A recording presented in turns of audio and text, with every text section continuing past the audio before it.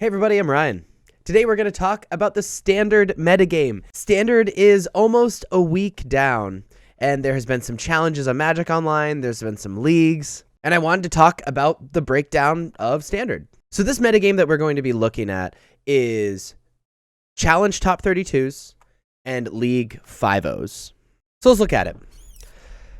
By far, the most popular deck was Grixis Midrange coming out of Standard. It's probably because the world champion Nathan Stoyer won Worlds a few weeks ago with Grixis Midrange in the previous Standard format, and people are trying to carry that over. Followed by Mono Black Aggro, and then tied in third is Esper Midrange and Grixis Artifacts. I did want sort of a caveat to the Esper Midrange percentage because there are two versions of Esper Midrange floating around. One is like an Esper Legends deck, essentially, and then one is a more traditional Esper Midrange deck.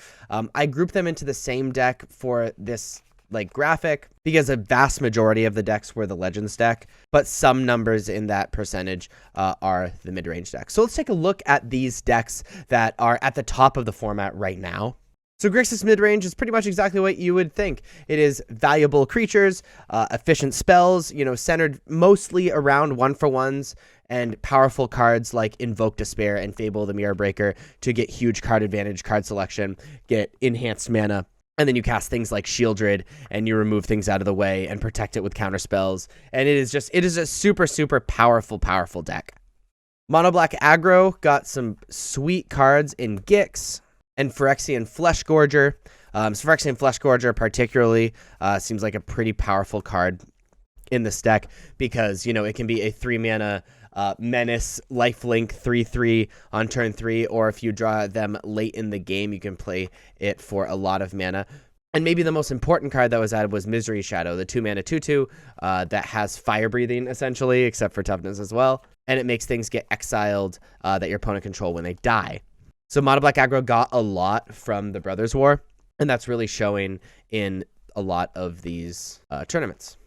The Esper Midrange / Esper Legends deck is really interesting. It plays a bunch of the spell lands, so it can play a ton of lands.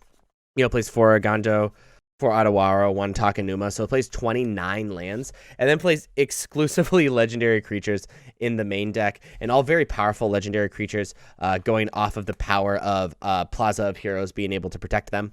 I've been trying this deck out lately, and it is really, really fun to play, and it feels really powerful. And it feels like you always have the lands to cast your spells because, you're playing a ton of lands, but also Adawara and Iganjo are both, totally fine spells by themselves, and you can cast them for 1 mana, which is nuts.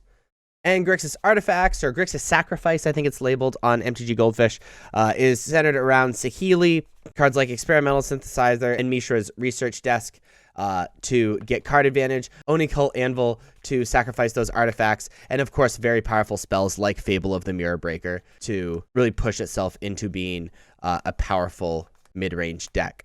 The way this deck normally kills is off of Third Path Iconclast, which is essentially a Young Pyromancer for artifacts, which you then get to utilize even further because you have a bunch of artifact synergies with Oni Cult Anvil and so on.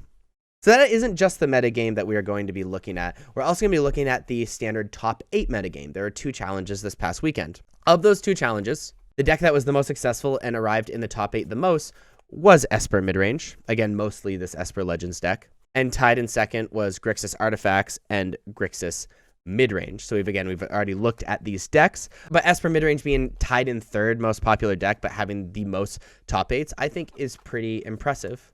And it's always important to take that into account when moving forward in this actually pretty diverse and cool format. I think Brothers War added a lot of really awesome stuff. But I always end these videos with a deck that I think is pretty cool that wasn't very popular, might not have had a successful weekend, but when I play against it on Magic Online or when I file through lists as I compose a metagame, it catches my eye. And this time is Mono White Midrange.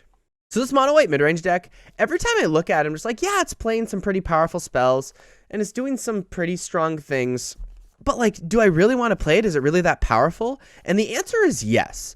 I have a losing record against this deck on Magic Online. This deck is very, very strong, and I definitely recommend trying it out. I think there's some real power here You know, just playing these like angel cards and like weird angel synergies. There's still like an incredible power in like Wedding Announcement. The Restoration of Iganjo is like still very, very powerful. And I think this deck is good. I genuinely think this deck is good and you should try it out. If you like this video, please be sure to like and subscribe. Check me out on social medias. Links are above me and in the description. Let me know what you thought in the comments.